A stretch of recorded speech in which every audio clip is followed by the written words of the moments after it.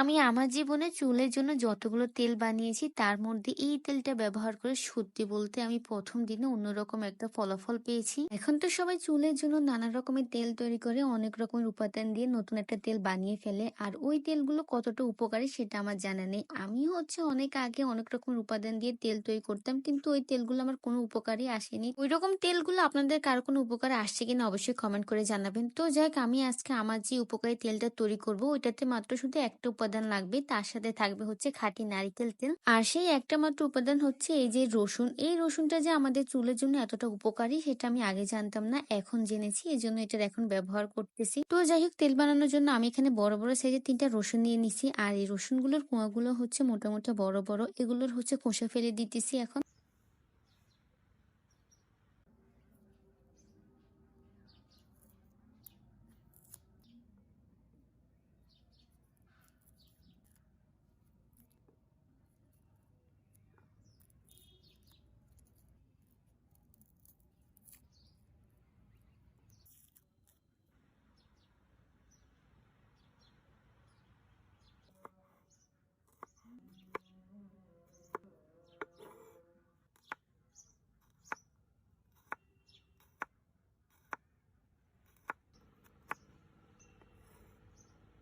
রসুনের কোয়াগুলোর খোসা ছুলানো হয়ে গেছে, এখন এই রসুনগুলোকে কুচি কুচি করে নিব।